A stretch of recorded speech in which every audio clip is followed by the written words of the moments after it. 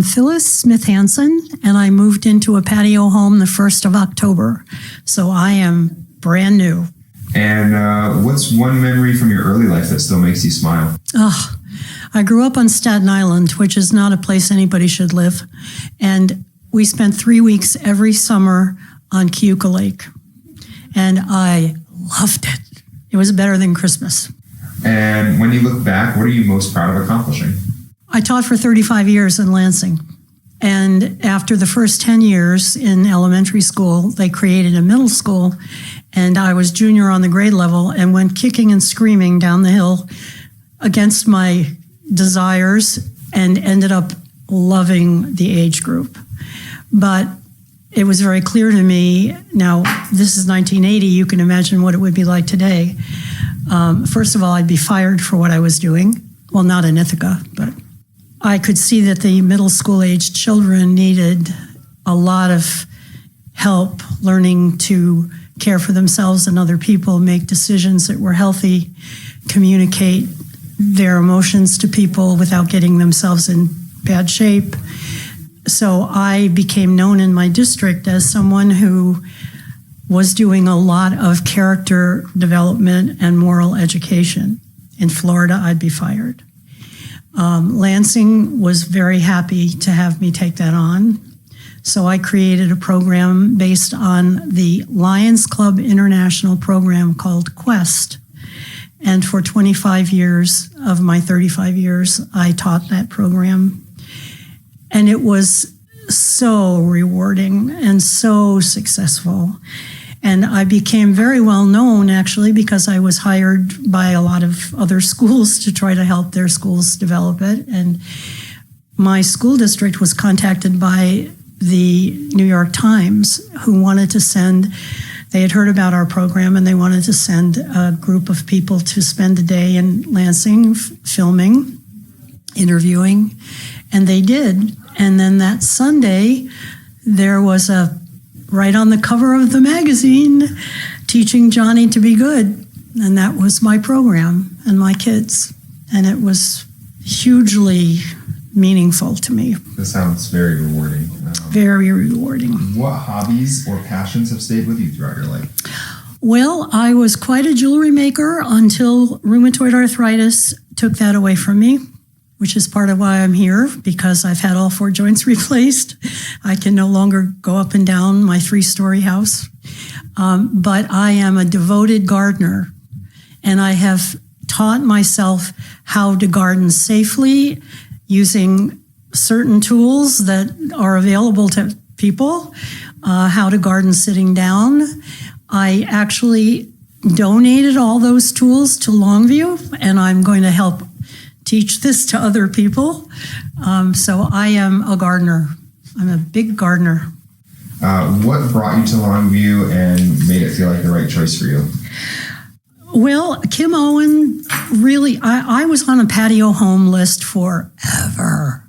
It's very difficult to get into a patio home.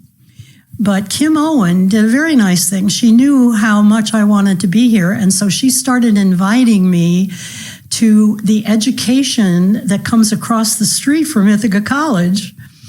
And I'm a teacher. I'll always be a teacher, and I'm a learner. And I was delighted to be part of the community of learners here.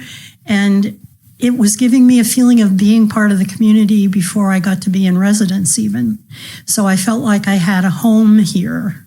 But more than anything, I realized this is really who I am. I'm a learner, and I'm always going to be a learner until I can't be awake anymore.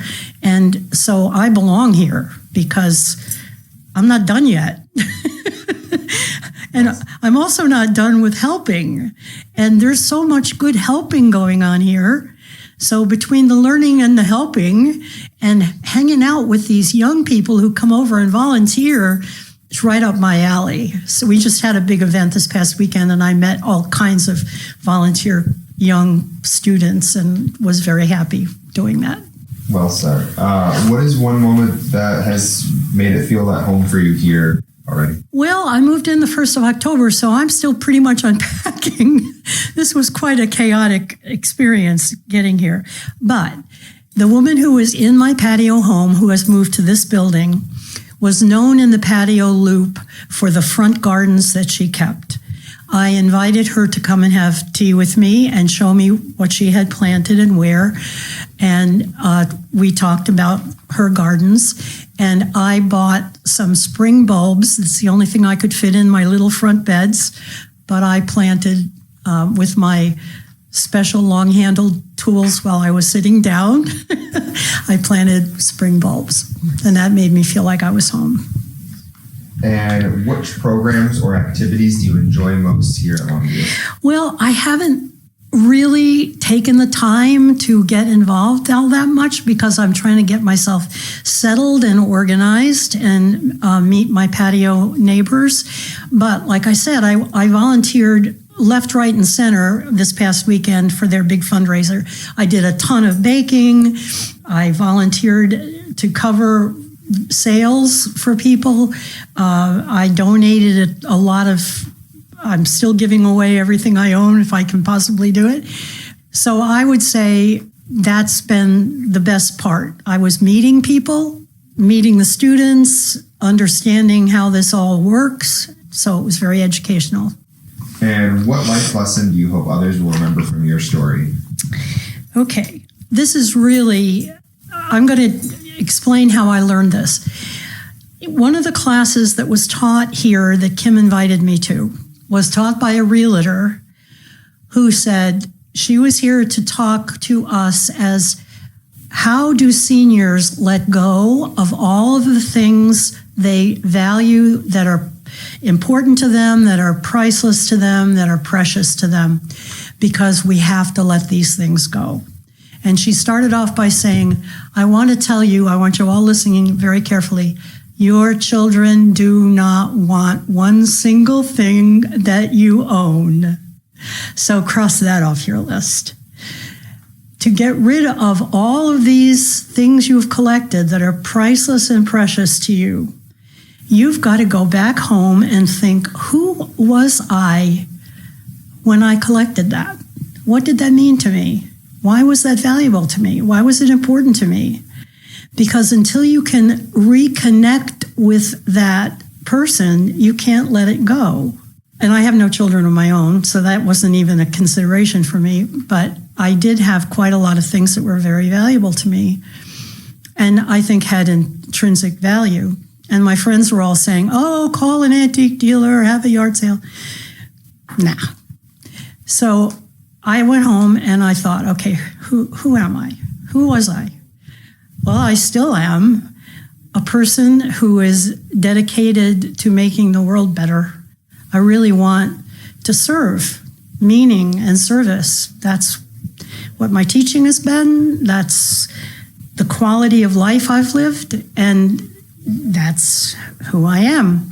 Now, at that very moment, and of course, this is so easy in Ithaca. Thank goodness we live here. I found a little ad in Ithaca Voice or something like that about an organization I didn't know existed that takes care of refugees. And they wanted people to donate jewelry that was going to be, this is before Mother's Day, then they would sell it for people who would show up and buy it for Mother's Day.